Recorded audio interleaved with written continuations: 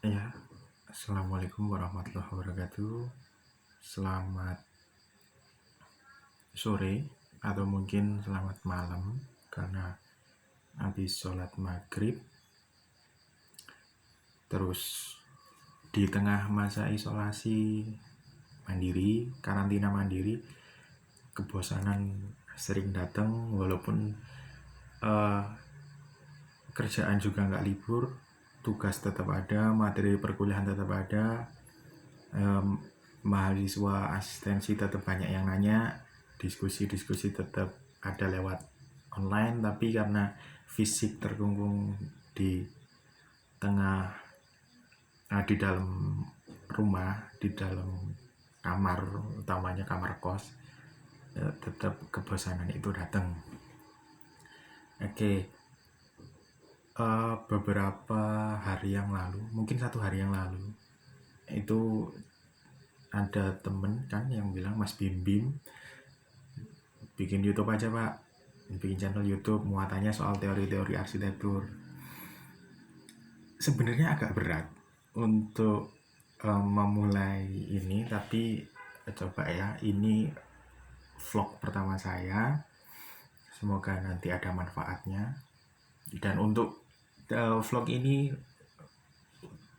tak usahakan nggak hanya untuk mahasiswa atau kalangan arsitek aja, arsitek dan arsitektur aja, tapi untuk kalangan awam supaya lebih mengenal apa itu arsitektur.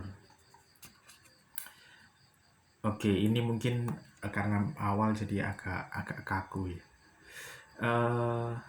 Apa itu arsitektur? Arsitektur itu kalau orang mengatakan arsitektur adalah tukang gambar, ya itu kalangan umum sering menginterpretasikannya bahwa seorang arsitek adalah tukang gambar. Masuk jurusan arsitektur itu berarti belajar tentang bagaimana caranya menggambar, atau diajarkan menggambar, atau mungkin hanya sekadar bagaimana menggambar rumah. Tapi sebenarnya arsitektur itu hanya yang tadi tak jelaskan, hanya sprintil, sebagian kecil aja dari luasnya pengertian arsitektur itu. Oke, mungkin kalau yang mahasiswa arsitek saat ditanya arsitektur itu apa, langsung akan teringat satu tokoh namanya Vitruvius. Saya juga mengenal ini baru setelah masuk jurusan arsitektur di semester 1. Vitruvius itu memberikan pengertian tentang atau mendefinisikan arsitektur itu dengan 3 bahasa. Yang pertama ada firmitas, venusitas, yang kedua venusitas, yang ketiga utilitas. Firmitas itu adalah bentuk atau wadah. Jadi dia mewadahi, secara singkatnya dia mewadahi suatu aktivitas. Arsitektur mewadahi aktivitas, yang mana aktivitas ini adalah manusia. Jadi tidak semua wadah itu arsitektur, tapi yang mewadahi aktivitas manusia itu dinilai sebagai arsitektur. Yang kedua adalah venusitas. Arsitektur selalu mempunyai keindahan.